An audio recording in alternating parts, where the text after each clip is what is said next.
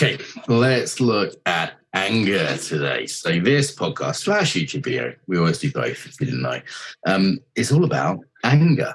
So I get asked about this quite a lot, and there's a few quite different perspectives out there on anger in the world. I've come across a few myself, experimented with a few personally, worked with clients with different ones. You kind of need to know your way around all of them.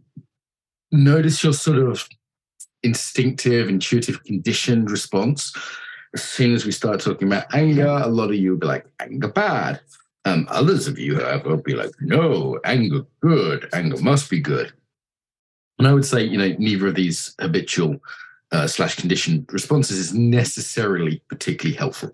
It is far more helpful, I would say, to examine, well, why is it good or bad? Well, what is it good or bad for? Who says? What's the evidence? Blah, blah, blah. So I'm going to go through at least, I think, 5, probably 7 or 8 approaches to anger. If we're going to look at this kind of holistically over the next kind of, I guess, 20, 30 minutes or something, however long it takes, we'll look at these out and you can decide maybe for yourself, which do I agree with here? All right. So let's start with a Buddhist perspective. Make no mistake, Buddhists aren't big on anger. It's a hindrance. It's something that stops you getting enlightened. It's something that distorts your perception. So when people say, hey, be mindful of your anger, from a Buddhist point of view, that's actually bullshit. You can't, because your mindfulness is distorted by the anger itself. So it's not something one can sort of be coldly aware of, because it's there. It's there in the viewing device, as it were. Yeah.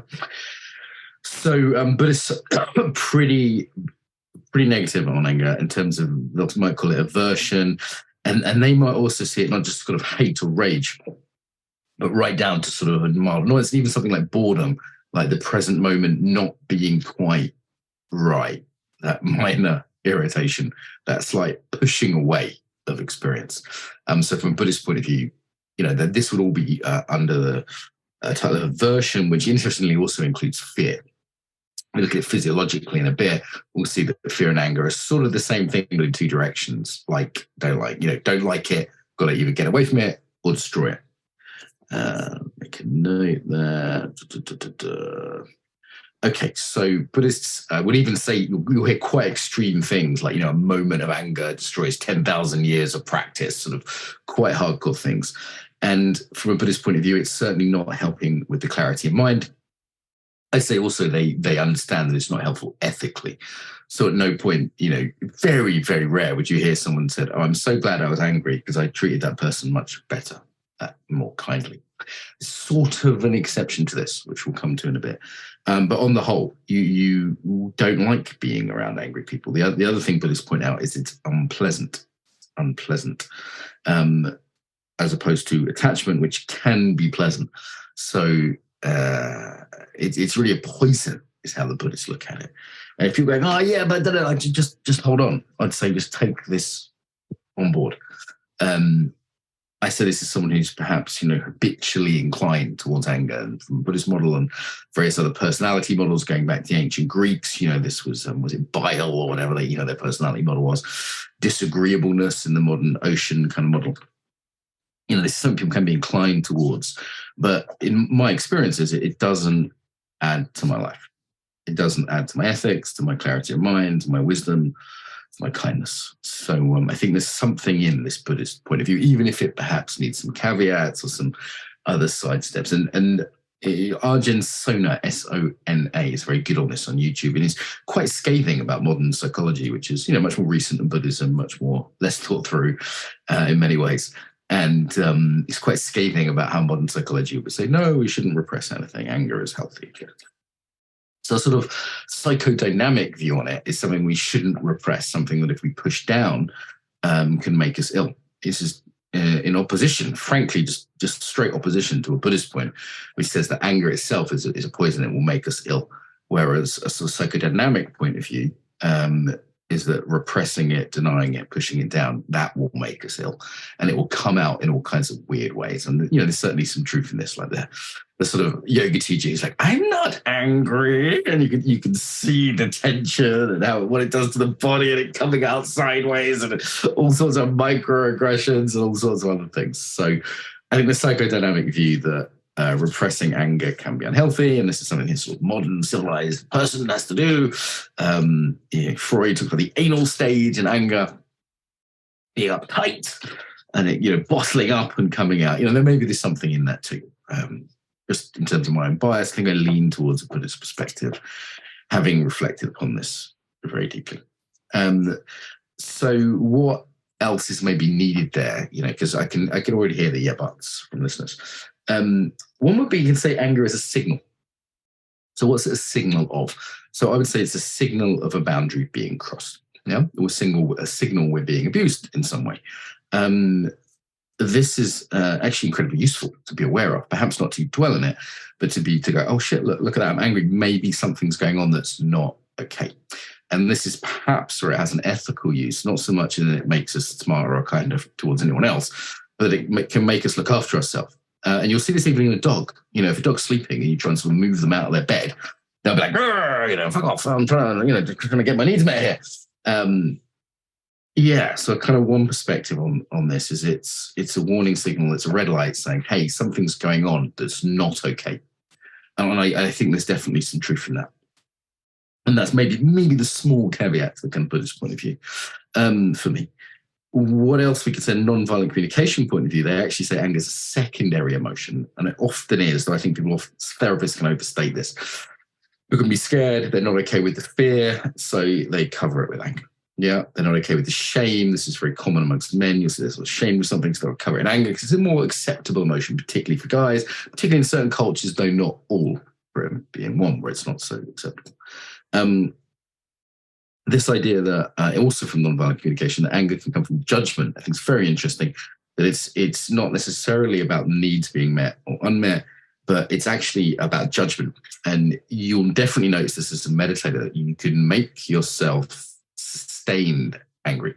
So anger might come quite quickly if you stub your toe, or something annoying happens, something triggering happens.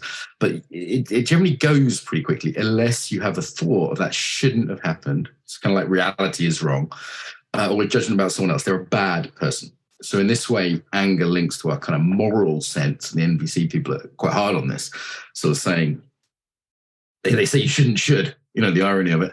But this is Marshall Rosenberg's Nonviolent Communication I'm referring to. And I think there is something into this, though, that we generate anger through saying such and such is a bad, such and such is a bad person. They shouldn't have done it. The world shouldn't be this way. Bringing our kind of morality in, which kind of matches with the Buddhist view of kind of like non-acceptance, something like that. So, yeah, I find that pretty interesting, and it's certainly worth considering. I think that's pretty aligned with a Buddhist view that we can generate it ourselves, and are often just sitting with the sensations of anger in the body. It does dissipate pretty quickly, like 5-10 minutes. This kind of brings us to the physiological look at anger. So we have a physiological fight-flight response. I'll kind of go into neurological in a minute, but for Paul Linden, one of my teachers, says anger is an action we do in the body.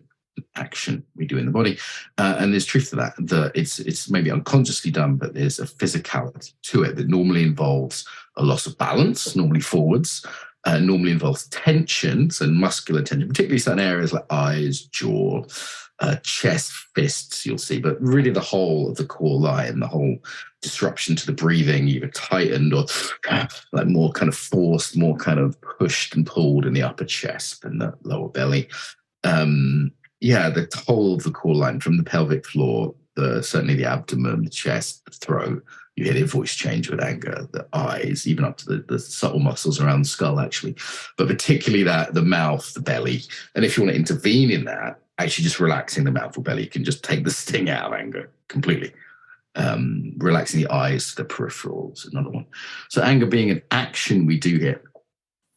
And interestingly, that an action that isn't neutral, my studies of this and I think pretty much backed up by science. I think if you want to look them up, have a look for this, but making you stupider. There's definitely some studies on that. It reduces your IQ. And then this is where we kind of get into the neurological, like why. It's like your kind of neocortex is not exactly being closed down, but sometimes you'll hear like reduced blood flow, or you hear the amygdala hijack, the kind of lizard brain taking over. Again, simple models, proper neuroscientists would critique this, but something in it.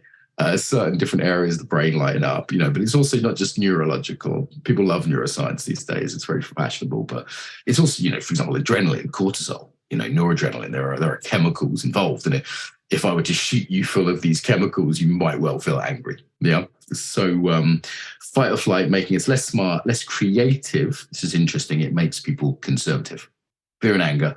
So this during COVID, you saw this, and this is why the media and politicians love fear and anger. It's why the social media people love fear and anger. It makes you less creative. Yeah. It makes you more likely to reach for a fix, particularly a quick fix, whether that be a dictator or something to buy. Advertising, you'll see people, the use of fear particularly, but also anger. Again, fear and anger, very close physiologically. That's why Buddhism just calls them aversion, not liking what is currently there. So physiological side of that, something we do in our body is an action rather than just a subjective sense. And there's definitely a physical substrate. It's very difficult to be angry while relaxed or lying on your back or joyful. I'll give you an example of this one rule I had while doing mediation work in Sierra Leone with soldiers with guns who sometimes weren't always liking each other, was that we always had to sit in chairs. If you ever try being angry in a chair, people tend to lean forward, then they stand up, then they fight.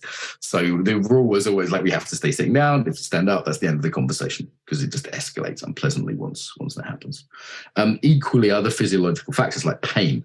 Pain, anger is so much more close to the surface when you're in physical pain. Certain people find this, times of the month, or injuries, cantankerous old person's actually suffering quite a lot of pain, which leans them towards the cantankerous, not necessitates it, but leans them. Also, even just temperature, like a lot of riots happen in summer. A friend of mine is a chef, and chef's kitchens are really hot, and it's just like the anger comes up much more easily there. It's a hot emotion. So, caffeine intake, some people it's chili intake, certain sugary foods, chili foods, certain foods. There seems to be certain physiological factors, and I haven't got them all worked out, but most of them are kind of common sense.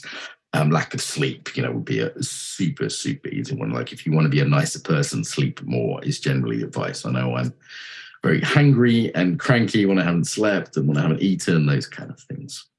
So the physiological side of it is well worth looking at. Actually, I remember coached someone years ago, and I had an anger problem. I got called into this company to do coaching with him, and I seemed like a really nice guy.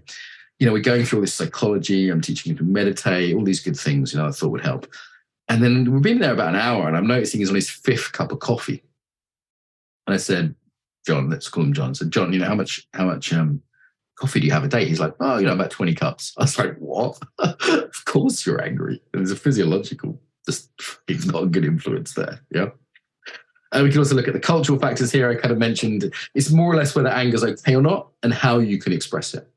So certain cultures, as an English person I go to, and they're screaming and shouting, and I go, oh my God, they're going to kill each other. It's not a precursor to violence. It's just verbally expressed anger. Yeah. Certain places it's much more accessible than others. Certain places, you just don't express anger. Or a certain place like the football match, when you're drunk, or like certain outlets for it that are there culturally. And this is true of any emotion, actually, is that you can look at, what emotions are allowed or not allowed in your culture. And it might surprise you. Certain sadness is not allowed in Brazil so much, for example. Happiness is okay in England up to a point, but joy not so much. Jealousy, more or less, in some cultures. Yeah. So yeah, that's another way of looking at it, kind of through a cultural lens. And one I've been kind of alluding to all the way through, but I think it's worth kind of giving its own lens. What are we up to now? Like 5 or something? Anger as a predisposition for action. So I think when I come across this originally, maybe it's through Strozzi or through the sort of ontological linguistics work. And Curtis Watkins, a late great coach friend of mine, wrote a book on the emotions and angers in there. And what does it predispose us towards? So usually it's to stop, to form a boundary, to stop something, often though to punish and sometimes to destroy, to damage or destroy. Yeah.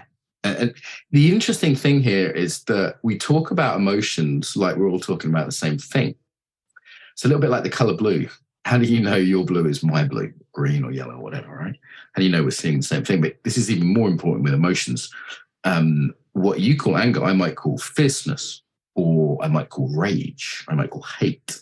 And there's certain times when I go, okay, fierceness might be a very good thing, but not so much hate. Yeah. It's become, interestingly, a very taboo word where it's actually, there's hate crime in England now. Hate is a crime, which I find utterly bizarre, the idea that hate could be a crime. Not discrimination or, violence based on discrimination. Of course, that should be a crime, but hate, that's an emotion. It's very strange. It's become so taboo. It's sort of the value system of the West collapsed. And when, this is from sort of Nietzsche onwards, God is dead, Christianity, Darwin, very, very difficult for the West to have a value system because it's like, what's it based on if not religion? Now most people are secular. And one thing that was left was, well, love's a good thing. So a lot of songs about love, the hippies believed in love, love is all there is. And that's still kind of there. So it's like, if we're for love, then we must be against hate, right? And interestingly, it's become almost from a social justice point of view, like social justice seems to me to be full of anger. Like it's a religion of anger, being angry about lots of things. Resentment and anger seem to be the core emotions of it, as embodied by most of the people involved. Not all, to be fair, but most. Yet they're very big on hate crime being a thing. And it's hate if you say something they don't agree with. It's hate if you critique a particular group. If I say, hey, Islam's a set of ideas and I'd like to critique a set of ideas, then that's hate, which is not allowed. So that's just kind of a side note. And I think it is worth having that side note in the modern context. My original point there, though, was that the words we give to things doesn't mean they're the same. Okay. So what do you mean by anger? What is the body state of that? That's more objective, right? And what does it predispose you towards? Is it boundaries or is it destruction, for example? Yeah. So I think this is pretty interesting. Great. What else have we gone through? Oh, another kind of physiological one. We could look at like a polyvagal theory. In this, we look at fight or flight, but there's also the freeze response. And the interesting thing in this is Stephen Porges, Deb Stainer, polyvagal theory is it's hierarchical. So anger there could be seen as a good thing in that it's activating. So yes, it might make us a bit stupid and a bit unhealthy and a bit mean and a bit unethical, all those sort of negative things, but it's active. We're doing something about the threat. So if we're in rest, digest, connect, play, we could say actually there isn't so much threat, right? There isn't perceived threat. But if there is perceived threat, fight or flight is at least active. Yeah, it's at least mobile. Like the Buddhists, they have aversion, fight or flight, kind of one category. The freeze shutdown response, far less helpful. And it does have its evolutionary kind of reasons for it. It can stop people sort of subjectively suffering. The key thing, though, is it doesn't actually help objectively. Like if you're on a train track and you're scared because a train's coming towards you, a freeze response is a terrible idea. It's the rabbit in the headlights, right? Fight response is still quite a bad idea, actually, because you move less quickly. This is, people think that they're better fighters and movers when they're angry because they feel powerful. However, they're not. So it's far better to be relaxed and playful. Like any good sports person isn't running with hate and anger. Even a boxer, they're relaxed. They haven't really got the martial artists would say, you do not have the luxury of anger, Mr. Walsh. Again, it's Paul Linden's work. But anger slows us down. It's because it tenses the muscles. It's essentially driving with the brakes on. It's no good for fighting or flying. There's an irony there, actually, that we have to overcome that. And for our ancestors, primitively, and it does, again, the positive there from the polyvagal point of view is it mobilizes out of the fight or flight. So what's the application here as a coach? Well, for me, it might be that I actually kind of want to piss a client off a little bit if they're in shutdown because it at least gets them active and moving. But I don't want to stay there for too long. It's not so good for them or for anyone else. Okay, so what have we looked at? We looked at a Buddhist point of view, a psychodynamic point of view. We've looked at the sort of signaling, point of view that boundaries being crossed. We've looked at kind of more another therapy point of view, really. There's a nonviolent communication point of view, a physiological point of view, is kind of somatic point of view as well, perhaps. Probably best to separate those out.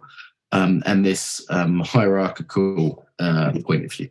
Just going to check my messages because I actually messaged some of my students saying, what else have I talked about? Apparently, my students commented that I'd said at least 7 perspectives of anger, and they thought that was unusual, hence me making a video on this. Yeah, I think I've covered them. Okay, so the Buddhist point of view, well worth looking at. Don't just dismiss that because you've got some kind of weird therapeutic, therapy culture is just sort of in the culture now about repression and stuff. So yeah, do look at that. The Buddhists aren't dumb. MVC point of view, repression, physiology, what's it pointing to? I feel like I've missed one, but that's probably quite a lot, isn't it? That's probably quite a lot to get you thinking. I think sort of a sign of a sophisticated mind in the personal growth world is you're able to move between multiple perspectives as and when they're useful. So sometimes my students or coachees, I'll talk about sort of Buddhist point of view. Sometimes we'll look at it more therapeutically, sometimes just through the body, sometimes polyvagal. I find them all very helpful. I mean, every single perspective I've covered, the sort of, about 7, will try on or present to a client at times as helpful. Lots there. Okay, there we are. Get in touch on the Instagram or anything else if you feel like I've missed one or you want to add to that. I hope that is useful for people to sort of at least pass out some of this conversations around anger, because you will hear like anger good, anger bad, and it's like, well, it depends. What are we talking about? Anyway, there we go. It's late. That'll do you. Mark Walsh here. If you like that, you'll probably like embodimentunlimited.com and our app.